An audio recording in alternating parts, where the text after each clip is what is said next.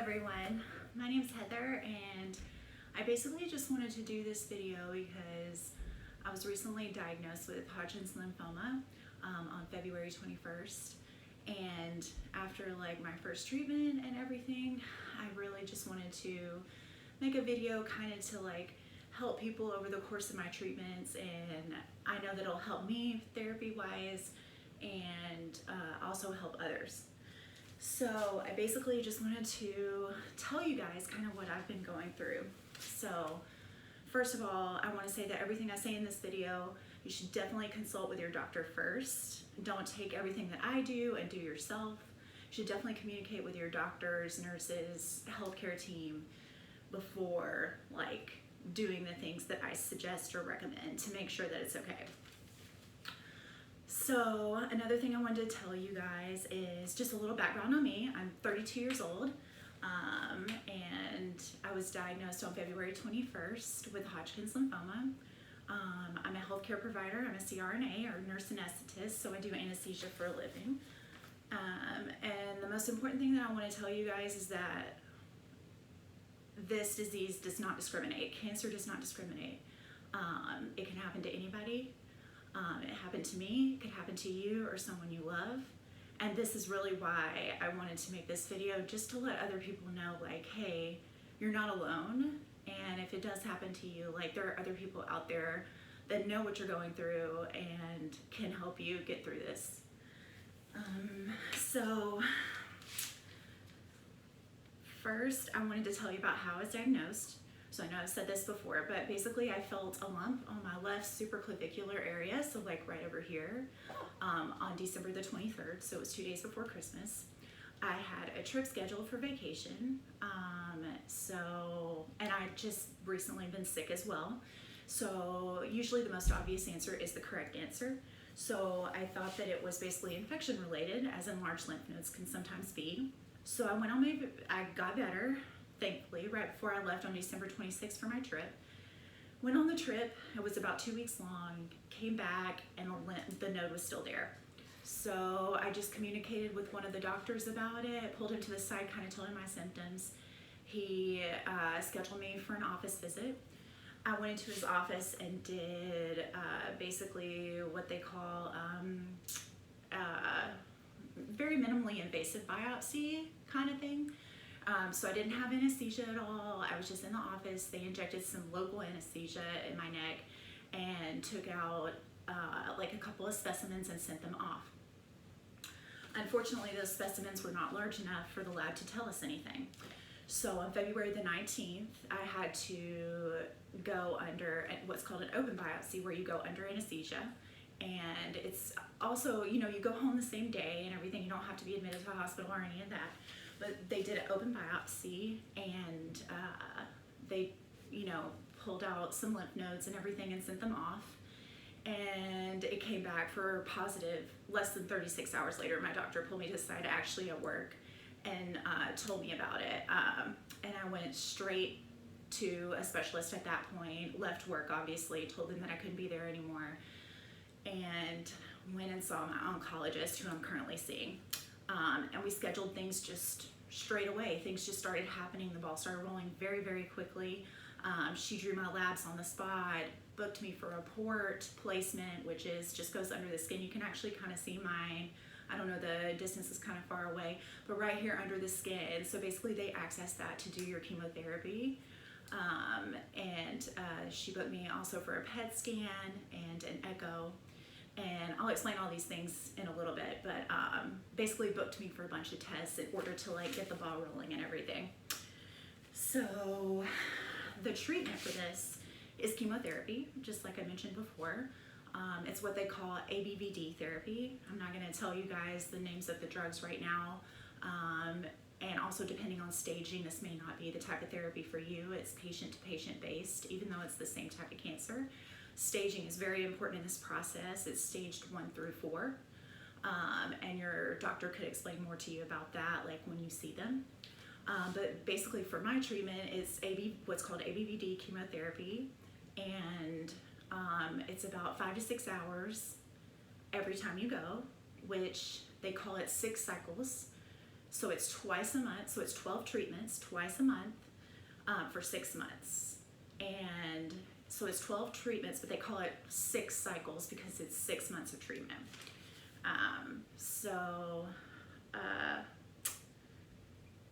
I just had my first one last Monday, and today is Wednesday, so that was approximately 10 days ago.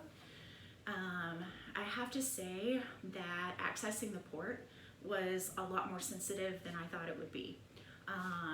You can verify with your doctor about this, but basically it's very sensitive, and when they access it, before they access it, you can actually put like aspirin cream with lidocaine or something on there like an hour prior to kind of help ease that sensitiveness, which I actually didn't realize, of course, because it was my first treatment. So I didn't do anything, and I will say that I'm going to try that for the next treatment and can let you guys know how that goes. Yeah, so went there, they accessed my port, started the chemotherapy. There was a lot of instructional teaching from my nurse, who was phenomenal, by the way. But it was around 5 to 6 hours total, and they gave you all the chemotherapies. And right after I was done, and throughout the chemotherapy infusion process, so during that 5 to 6 hours, I really want to reiterate this to you guys because this really helped me significantly. I hydrated and drank so much water.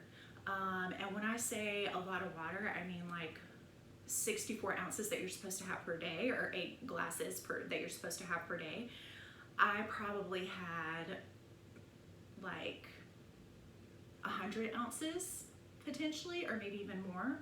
So I had probably around like 10 glasses, 11 glasses, something to that effect, just to help flush the chemotherapy out of my system.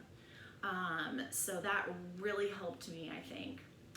But the other thing I wanted to tell you is, for me personally, most of the pain that I had was in my lower extremities. So I had this it almost felt like a deep bone pain almost immediately as soon as I was done.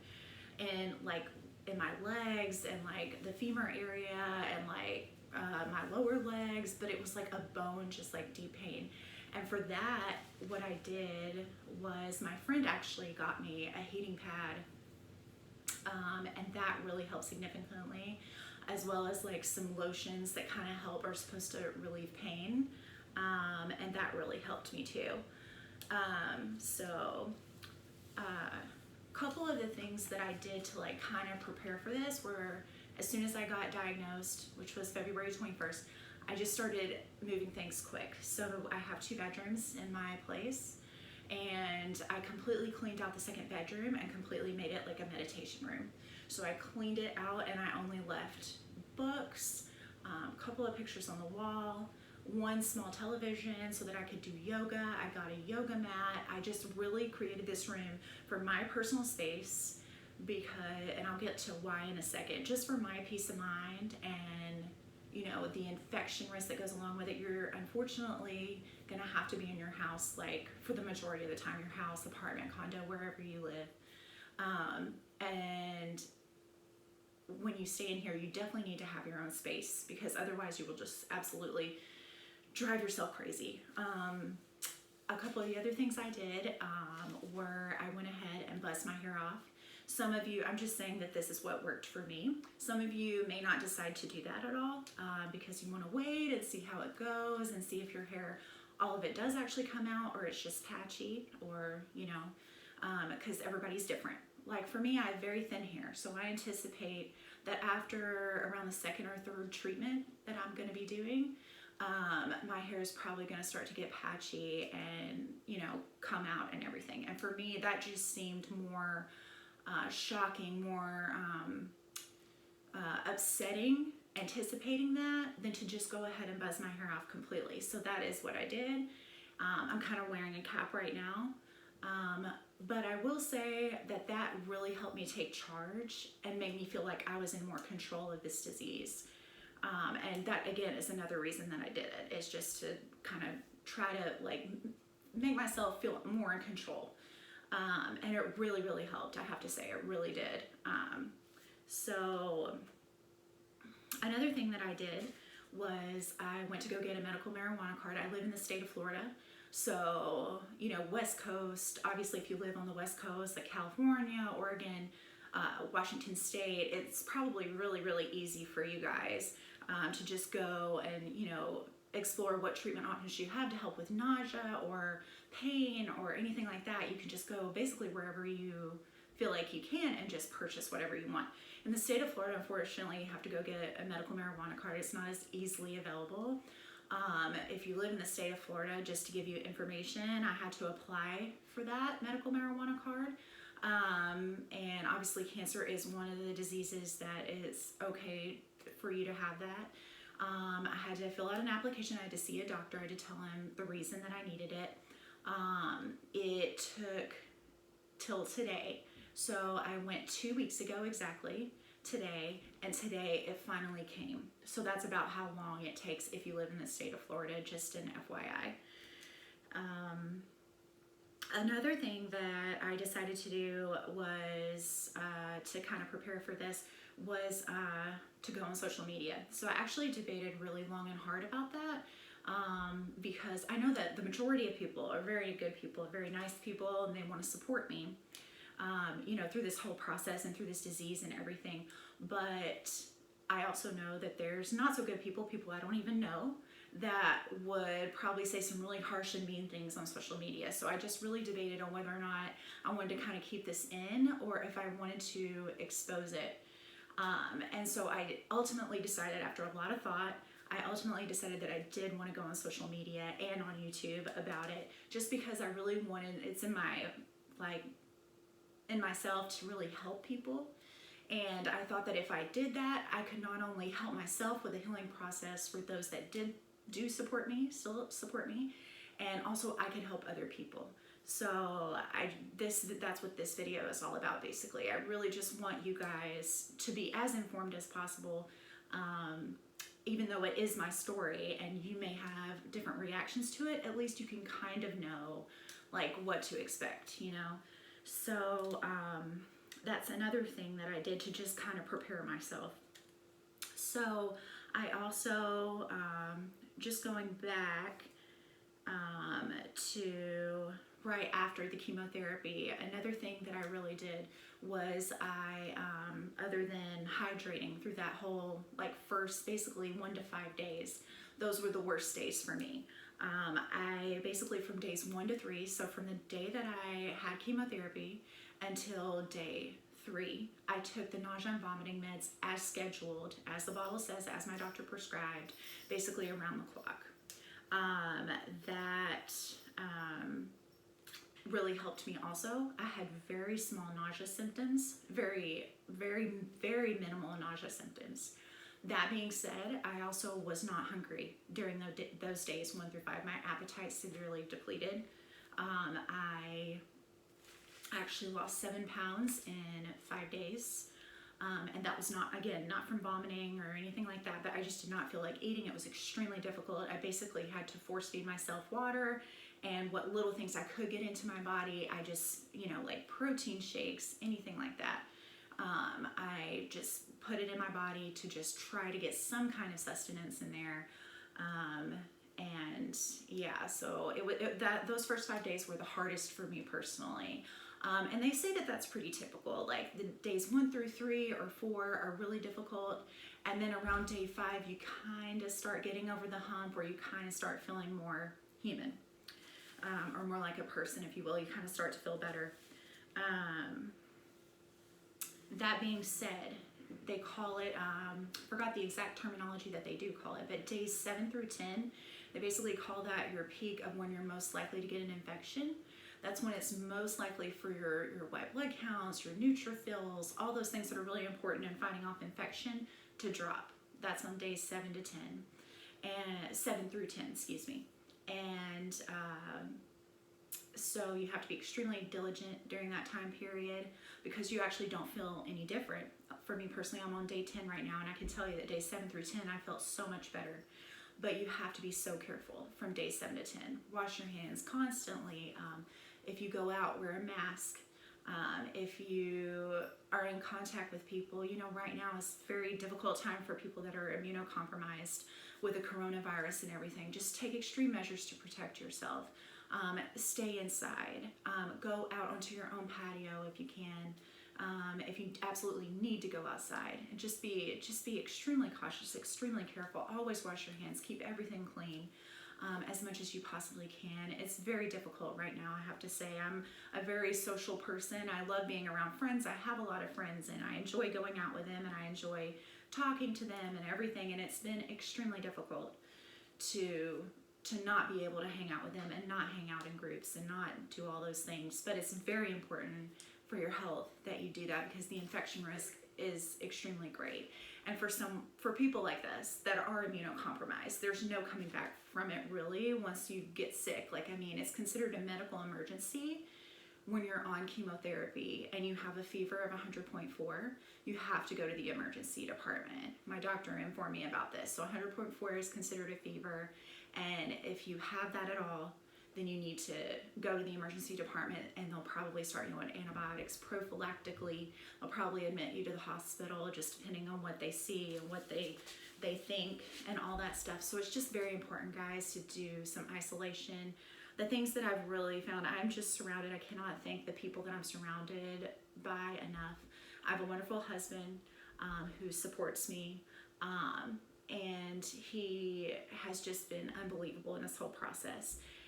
In addition to him, I have so many friends that have sent me goodie bags, like gift baskets. They've called me daily. Daily, texted me daily. That has just been so significant for me and really means a lot. I'm actually gonna get emotional, but guys, this is like the face of chemotherapy. So if you don't get emotional, or you can't, there's two extremes I always say. It's like, if you don't get emotional, you're not really feeling it and you're not dealing with it. So you do need to cry sometimes. It's okay to cry. It's okay to get upset, but just know and appreciate all the people that are around you, because it's like I could not get through it without them at all whatsoever. So another thing that I wanted to tell you guys, just kind of wrapping things up here, I'm keeping a log for my first treatment. Starting last Monday, started keeping a log of every day my symptoms and the things that I've personally dealt with on those days, because they say that future treatments, it's basically the exact same thing with those future treatments. You will have pretty much the exact same symptoms, the exact same nausea, vomiting on those days, all that stuff. So it's important on days 1 through 14 to kind of keep a log so that you know kind of what to expect in the future, because you might forget or whatever. So it's good to keep a log, which I'm personally doing. So that's really going to help me, I think, in the future about future symptoms. So the final thing that I basically wanted to tell you guys for this first round is it's important to be informed. It's important to be as knowledgeable as possible about your disease. But that being said, try not to surround yourself with too much cancer. And by that I mean, don't follow, don't have the only thing popping up on your social media be, just all lymphoma or all these horror stories or all these things. Really just try to have a balance in your life. Yes, be informed. Yes, talk to your doctor. Yes, ask advice if you feel the need to from people. I can't tell you, I've reached out to people on social media about this, and they have been amazing at answering my questions. People going through the same thing I have. But that being said, you really need to keep positivity in your life and roll with the punches and do everything that you can to kind of see that light at the end of the tunnel. So guys, that's basically my first video. I just wanted to tell, if you or someone you love are going through this like I am with Hodgkin's lymphoma, just best of luck to you guys. You're not alone in this. There's so many beautiful men and women out there that are going through the exact same thing that you are, and you have support, and reach out if you need it. It was, it's really hard for me to ask for help. Just being the type of person that I am, I always feel like I'm invincible and I can do things on my own. But it's important to let people in, because honestly, I can't say enough good things about the people around me and the things that they've done for me. So just do the best you can. I will be seeing and posting for you guys like after my next treatment, so sometime around next week. And just stay informed and stay healthy and stay safe out there, you guys. Thank you so much for listening, and I'll be seeing you guys again soon. Bye.